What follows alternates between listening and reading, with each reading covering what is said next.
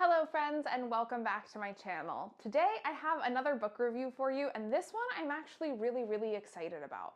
So if you don't already know, I keep a body piercing, body modification media list going on my blog that lists different books, movies, online resources, podcasts, archives, just content related to body piercing and body modification. And a lot of this is content that I think is relevant for piercers, front of house, stylists, apprentices, and anyone that's looking to get into the industry. And I had a really good recommendation from a client of mine that I finally got around to reading, and I was blown away by how much I enjoyed this book.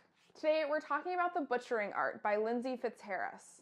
This book tells the story of the life of renowned surgeon Joseph Lister. He was a surgeon during the Victorian era, born in 1815, and he lived until the 1900s. And I knew of him a little bit before reading this book.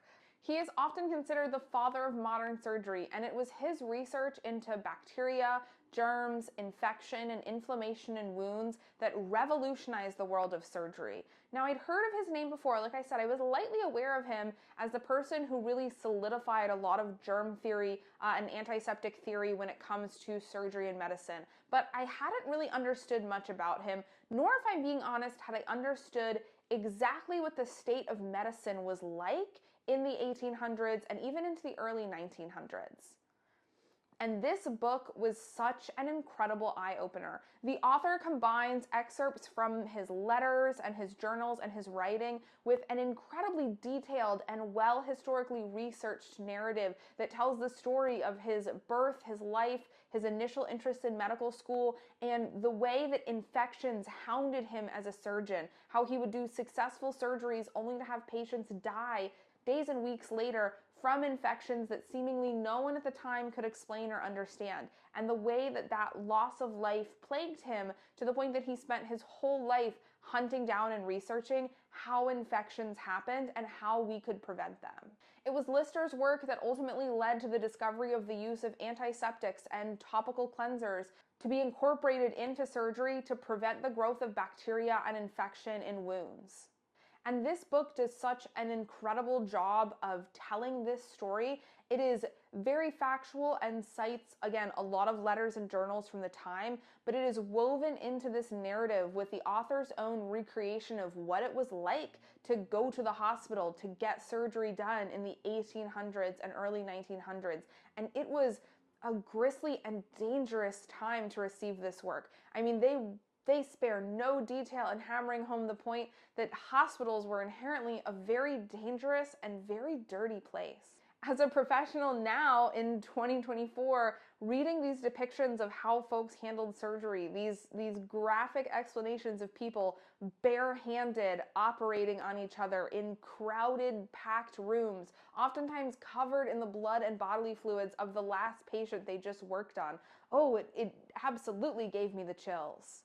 But it also really put into perspective how incredibly far we've come with modern science and modern technology when it comes to sterilization, health and safety. And I really think it takes knowing that history to appreciate where we are now and the knowledge and understanding and access we have now. Now, I know some folks might be thinking, Lynn, that sounds interesting, I guess, but this isn't really a book about body piercing or tattooing. Why on earth do you think it's relevant for a body modification media list? Why are you recommending this for an apprentice or another piercer to read? And if there is one thing about me, it is that I am such a huge lover and believer in history, and I talk about the history of the piercing industry all the time on this channel and on all of my social media, and how incredibly important I think it is for us to be aware of this history in order to respect it and honor it, but understand and put into context where we are in the industry today. And I think very often as piercers and apprentices and tattoo artists, we like to think that because we do know a lot about health and safety and sanitation for our field, that means that we know a lot in general. And we don't. We haven't gone to medical school. Oftentimes we don't have any formal training about these things. Many piercers and tattoo artists haven't even taken a 101 or 102 level biology class. And so I do think there is this assumption that because we know what we need to that's relevant for our field, we know all of the information that we need to know. And that is just simply not the case. And I think it is important for us to learn about the history of sterilization practices and antiseptic practices and wound care and infection prevention practices, because knowing where the industry came from, knowing what sacrifices were made to learn what we learn today, and knowing the path that we took to get to where we are now when we're piercing out of autoclaves and in sterile gloves with implant-grade titanium jewelry, this experience of Joseph Lister and what he went through to really help discover how germs cause infection and how we can prevent infection is still a keystone of what we do today as body piercers, how we prevent infection and cross-contamination in our clients. And reading and understanding the history of how we made those discoveries, I think very much puts into perspective the health and safety practices that we have in our studios today.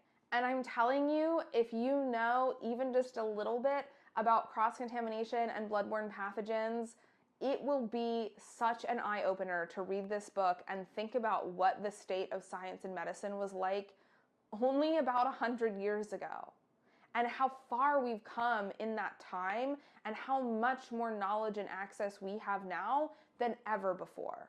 And honestly, I just think the piercing industry would benefit from having a better understanding and better overlap with the medical industry. And part of that includes learning the history and understanding how we came to the discoveries and came to access the tools that we use today to keep ourselves and our clients safe. And understanding that history gives us a greater respect and a greater appreciation for the cross-contamination and infection control procedures that we put in place at our studio every single day. Honestly, if I ever take on an apprentice in the future, this book will become required reading right before they take their bloodborne pathogens class for the first time, so that way they really appreciate the level of cleanliness and sterility that we operate at in the studio. Because I tell you what, reading about Victorian medicine and surgery blew my mind, the practices at the time and the beliefs that they held. So if this sounds interesting to you at all, I cannot recommend this book highly enough.